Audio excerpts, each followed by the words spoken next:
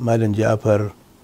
wanda gabaɗin rayuwarsa ya ƙarar da ita ne akan karatun addini da kuma karantarwa. Ya yarda cewa harshen da Allah ya halicce shi da shi na Bahaushe, to da wannan harshen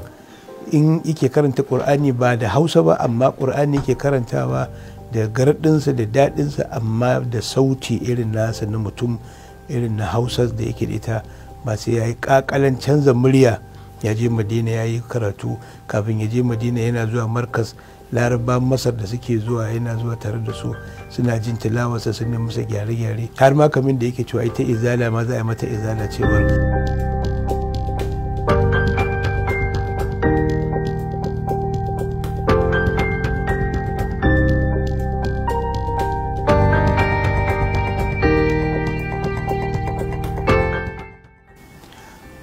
Bismillahirrahmanirrahim. Alhamdulillahi rabbil alamin.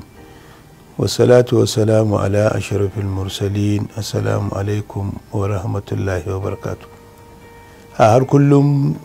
babban manufanmu da burinmu shine cewa mutane su san cewar kowane ɗan adam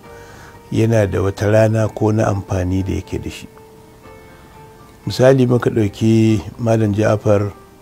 wanda gabaɗin rayuwarsa ya ƙarar da ita ne akan karatun addini da kuma karantarwa, kuma da tafiya wurare daban-daban ko garuruwa daban-daban domin karantar da addini ko don gabatar da wata lacca ko kuma dubi tafsiri, wanda ya ɗauki shekaru yana zuwa ƙasar Maiduguri har daga baya dawo Bauchi yana yi, kuma ya tafi ya rabu da iyalinsa da jama'arsa da ya saba da su daga Kano, ya tafi Bauchi ya yi zama har wata guda, ko kuma ya tafi Maiduguri ya zama har wata guda domin bayar da saƙo na Allah subhanahu wata'ala na tafsirin alkur'ani mai girma, kuma babu ƙosa ko kuma gajiyawa akan haka. Wannan ba ƙaramin aiki ba ne, mutum ya bar gidansa, ya bar inda ya saba rayuwa, ya tafi wani wuri, duk da cewa akwai mutunta da girmamawa da za a yi masa da masauki da komai, amma dai ba ƙaramin abu ba ne ga irin wannan, da shi da mai ja masa baki. Sannan kuma gashi Allah ya bashi baiwa na karatun alkur'ani ba tare da wani feleki ko ƙaƙale na ɗaukan murya wani ba, a muryar da Allah ya bashi da ita yake karatu, kuma ka ji kamar yana karatu kamar husari yake yin karatunsa a nutse, sannan kuma da fitar da dukkan wani harafi da duk wani abu da ake nema na karatun ƙur'ani yana yi. Sannan kuma ga baiwa da Allah ya bashi na bayani da fito da zantuka da misali da shauransu, kuma Allah ya yi shi mutum ne ba mai kwaɗayi ba, ba mai zarmewa ba, kuma ba shi da ƙyashi ko kuma ƙyashin wani ko hasadar wani. Sannan kuma koyaushe yana da sakin fuska da raha da walwala da shi da ɗalibansa da jama'ar da yake tare da shi, kuma duk lokacin da ya samu wani abu na alheri yana kokarin ya ga cewar ya isar da wannan alherin ga wani, na dukiya ne, na abinci ne, na sutura ne, na kome, to wannan wani abu ne wanda yake muhimmi. Sannan kuma babu zarmewa akan al'amarin duniya a ciki, mana mutum ya zarme ya nuna san duniya ko san wata burgewa ko ɗaukaka ko wani abu. Da haka babba abin da za a koya daga wurinsa, na farko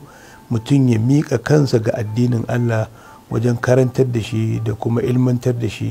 ilmantar da addini, da kuma rashin kasala na ko je wannan gari ya isar da sako. Ma'ana din da aka gayyace shi kowane gari ne zai tashi ya tafi, ko a ƙasar Nijar ne, ko a ƙasar Najeriya ne, ko a ƙasar Ghana ne, zai tashi ya tafi. Sannan kuma na biyu, cewar da yake da himma da ƙwazo wajen yin karatu da kuma yin bincike a game da karatunsa. Sannan kuma bai yi ƙoƙarin ya ga cewar ya rena baiwar da Allah ya bashi na muryar da Allah ya bashi, ya ce zai ɗauko muryar wani balarabe ko muryar wani mutum, iya ganin cewar kamar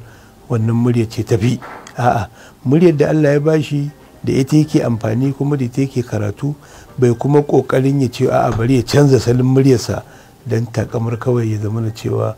wato ya ɗauki muryar wani mahaloki ba. A'a, da muryarsa da Allah ya bashi, kamar da Ubangiji ya ce ikhtilafu alsinatukum wa alwanukum, ya yarda cewa harshen da Allah ya halicce shi da shi na Bahaushe, to da wannan harshen in yake karanta ƙur'ani ba da hausa ba, amma ƙur'ani yake karantawa da garɗinsa da daɗinsa, amma da sauti irin nasa na mutum, irin na hausa da yake da ita, ba sai ya yi ƙaƙalan canza murya domin ya zama balarabe ba. Sannan kuma da himmar da yake da ita lokacin da yake zuwa markaz domin ya koyi larabci, ya koyi karatu, ya samu gyaran karatunsa na cewar ba kawai ya zama gardi ba, ya zama cewa makarancin ƙur'ani wanda yake karanta shi da tsarinsa da ka'ida, kamar yadda kuma ya je madina shi ma wannan karatu da ya yi shi ma kansa ya nuna cewar wato himmarsa da cewar ba mai taurarewa ne akan ra'ayi ba, ya ce a shi karatu na gardantaka shi ake a gidansu, shi ake a garinsu. Ya je madina ya yi karatu, kafin ya je madina yana zuwa markas, laraba masar da suke zuwa yana zuwa tare da su, suna jin tilawarsa, sun yi masa gyare-gyare, kuma ya zo yana yin karatun ƙur'ani a ilmance. Sannan kuma koyaushe yana da wani abu da za a koya, shine in yi kuskure to ba zai ji nauyi gobe ya zo wajen karatu ya ce bayani kaza da ya kuskure ne, ko bayani kaza da ya ba haka yake ba. Wannan baya jin nauyin wannan, wanda shi ya kamata a koya. Kuma damun shi ne abin da ake nema daga wajen malami da mai ilimi, kada ya girman kan cewar ya yi kuskure ko kuma ya ga abin da ba haka ba. Shi da kansa zai fito ce da ga yanda muke gani ashe kaza ne. Har ma kamin da yake cewa ita izala ma za a mata izala, cewar a matsayinsu na 'yan izala amma sun gano abu kaza ba daidai ba ne, da aka suka zo su ma suna kokarin gyara, wanda wannan ya haɗa shi da wasu 'yan izala da wasu ahalin suna kan cewar shi yana gan daga wani abu da suke kai yanzu kuma sun sami ilimi sun gane abu kaza ba haka bane. To duk wannan yana da cikin abin da ya kamata mutane su koya, da wannan da kuma sauƙin kansa da girmama na gaba da shi. Ya san wanda yake gaba da shi, kuma ya san rauninsa, ya san gazawarsa, kuma ya san ƙarfinsa, wanda daman shi ake bukata ga mutum.